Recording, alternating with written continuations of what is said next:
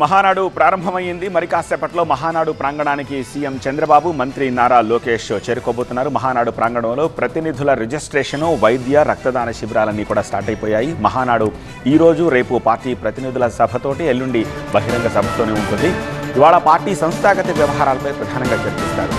రేపు రాజకీయ, సామాజిక, ఆర్థిక అభివృద్ధిపై చర్చ ఉంటుంది. ఉదయం 10:45 పార్టీ జెండా ఆవిష్కరణ, జ్యోతి ప్రజ్వలనతోటి మహానాడు ప్రారంభమవుతుంది. మొదటగా పార్టీ నివేదికను ప్రవేశపెడతారు నారా లోకేష్. తర్వాత ఏపీ, తెలంగాణ అధ్యక్షుల ప్రసంగాలుంటాయి. 11:50కి టీడీపీ అధినేత చంద్రబాబు ప్రసంగిస్తారు. మధ్యాహ్నం 12:45కి టీడీపీ మౌలిక సిద్ధాంతాలు, 6 సూత్రాల ఆవిష్కరణ, నియమావళి సవరణలపై చర్చ ఉంటుంది. ఇక మధ్యాహ్నం 1 గంటకు టీడీపీ జాతీయ అధ్యక్షుడు ఎన్నికకు నోటిఫికేషన్ ఇస్తారు. ఆ తర్వాత లంచ్ సెషన్ ఉంటుంది. 2 గంటలకు కార్యకర్త అధినేత అంశంపై చర్చ కొనసాగుతుంది. ఇక మధ్యాహ్నం 3:30కి యువగళం, యువత సంక్షేమం, ఉపాధి అవకాశాలు, ప్రజాపాలనలో సాంకేతికత, వాట్సాప్ గవర్నెన్స్ అంశాలపై చర్చ ఉంటుంది. స్క్రీన్పై మీరు చూస్తున్నవి లైవ్ విజువల్స్. ఆల్రెడీ మంత్రి నారా లోకేష్ అక్కడికి చేరుకొని కార్యకర్తలతోటి ముచ్చటిస్తోన్న దృశ్యాల్ని, అలాగే శ్రేణులన్నీ కూడా కార్యక్రమానికి హాజరై వెయిట్ చేస్తున్న దృశ్యాల్ని, అలాగే సాంస్కృతిక కళా బృందాలు తమ ప్రదర్శనలు ఇస్తున్న దృశ్యాలని కూడా చూశాము. గడిచిన 2-3 రోజులుగా వాతావరణము కొంచెం ఋతుపవనాల ఎఫెక్ట్ తోటి మబ్బు పట్టిన నేపథ్యంలో జర్మన్ షెడ్లేసి వర్షం వచ్చినా సరే ఎటువంటి ఇబ్బంది లేకుండా మహానాడు కార్యక్రమానికి పూర్తి ఏర్పాట్లు చేశారు.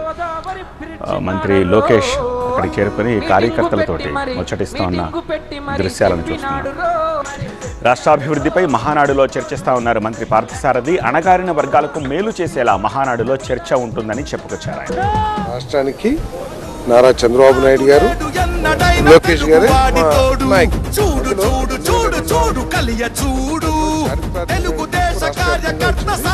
ప్రత్యేకంగా రాయలసీమలో ఊహించిన రీతిలో ప్రజలందరూ కూడా చంద్రబాబు నాయుడు గారి నాయకత్వాన్ని, లోకేష్ గారి నాయకత్వాన్ని యాక్సెప్ట్ చేయడం జరిగింది. సో బహుశా దాన్ని దృష్టిలో పెట్టుకుని మరి కొంత వెనుకబడిన ప్రాంతంగా గుర్తింపబడ్డ రాయలసీమ దృష్టిలో పెట్టుకుని కానివ్వండి, లేకపోతే రాయలసీమ నాయకుడి కోరిక మేరకు కానివ్వండి ఇక్కడ పెట్టారు. రాష్ట్ర భవిష్యత్తును నిర్దేశించే చర్చలన్నీ కూడా ఇక్కడ జరగబోతాయి. ఏ విధంగా భవిష్యత్తులో చేస్తారు, ఎందుకంటే ఈ 1 సంవత్సరం పరిపాలన ఏదైతే ఉందో రాష్ట్రాన్ని గాడిలో పెట్టడానికి మా ప్రీతమ నాయకుడు చంద్రబాబు గారి నాయకత్వంలో అన్ని ప్రయత్నాలు జరిగినాయి. చాలా వరకు ప్రజలు సంతృప్తి చెందే విధంగా అభివృద్ధి కార్యక్రమాలు కానివ్వండి, సంక్షేమ కార్యక్రమాలు కానీ జరుగుతూ ఉన్నాయి. ఏదైతే విజన్ 2047 ఉందో ఆ దిశలో ఏ విధంగా ఈ రాష్ట్రం ముందుకు తీసుకెళ్తామో అవన్నీ కూడా చర్చలు జరుగుతాయి. ఎస్సీ, ఎస్టీ, బీసీ, మైనార్టీ, రైతులు, మహిళలు వీళ్ళందరి కోసం ప్రత్యేకంగా కూడా చర్చలు జరుగుతాయని చెప్పేసి భావిస్తాను. లోకేష్కి పార్టీ పగ్గాలు అప్పగిస్తే మంచిదే అన్నారు సింగనమల ఎమ్మెల్యే బండారు శ్రావణి. రాయలసీమను టీడీపీకి కంచుకోటగా మార్చేందుకే కడపలో మహానాడు నిర్వహిస్తున్నామన్నారు. చూస్తుంటే తన ఎట్లా ఎవాల్వ్ అయ్యారు. యువగలం పాదయాత్ర నుంచి కూడా ప్రజలతో మమేకం అవుతూ ఈరోజు పార్టీలో సముచిత స్థానంగా ముందుకుండాలి, మాకు కూడా ఒక నాయకుడిగా రావాలని మేమంతా కూడా కోరుతా ఉన్నాము. రాయలసీమ వాసిగా ఖచ్చితంగా చంద్రబాబు నాయుడు గారు ఇస్తున్నటువంటి ప్రాధాన్యత, ఎందుకంటే సంస్థలు చూసుకుంటే కూడా ఎక్కువ శాతం వరకు కూడా సోలార్ ఎనర్జీ కానీ ఇవన్నిటిని కూడా మనకి అనంతపురం జిల్లాకే తీసుకురావడం జరిగింది. గతంలో కియా తీసుకొచ్చారు, ఇప్పుడు మళ్ళీ అనేక సంస్థల్ని ముందుకు తీసుకొచ్చి ఈ ప్రాంతాన్ని డెవలప్ చేయాలన్న ముఖ్య ఉద్దేశంతో కూడా ముఖ్యమంత్రి నారా చంద్రబాబు నాయుడు గారు ఉన్నారు. అదేవిధంగా కార్యకర్తల సంక్షేమము చాలా ముఖ్యమని కూడా మన యువ నాయకులు లోకేష్ అన్న గారు బాధ్యత తీసుకొని ప్రతి కార్యకర్త కుటుంబానికి కూడా న్యాయం చేయాలన్న ఉద్దేశంతో, ఎందుకంటే గత 5 సంవత్సరాలు పసుపు బట్టలు వేసుకుంటే కూడా రోడ్డు మీద నడవలేని పరిస్థితిని తీసుకొచ్చిన వైఎస్ఆర్సీపీ ప్రభుత్వం ఈరోజు అలాంటి కుటుంబాలకి అంటే కార్యకర్తలు పసుపు జెండా పట్టుకున్న కార్యకర్తలకు కూడా అదే విధంగా సంక్షేమం అందించాలన్న ధ్యేయంతో కూడా పార్టీ ప్రణాళికలు వేస్తూ ఉంది. మేము ఇస్తున్నటువంటి అభివృద్ధి తీర్మానాలతో పాటు పార్టీ డెవలప్మెంట్ని కూడా మేమంతా కూడా చెయ్యి వేసి ముందుకు తీసుకెళ్లాలని చాలా సంతోషంగా, గర్వంగా కూడా ఉంది. రాష్ట్రాభివృద్ధి భవిష్యత్ ఎజెండాగానే మహానాడు ఉంటుందన్నారు మంత్రి సవిత.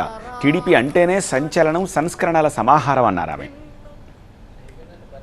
రాష్ట్రంలో కావచ్చు, మరి ముఖ్యంగా మా రాయలసీమకు సస్యశ్యామలం చేసి ఒక పక్క రాయలసీమకు తాగునీరు, సాగునీరు, అదేవిధంగా పరిశ్రమలు, ఉపాధి సృష్టించిన వ్యక్తి చంద్రబాబు నాయుడు గారు. ఈరోజు కడపలో, రాయలసీమలో కడపలో మాకు ఈ అవకాశం దొరకడం చాలా ఆనందంగా ఉంది.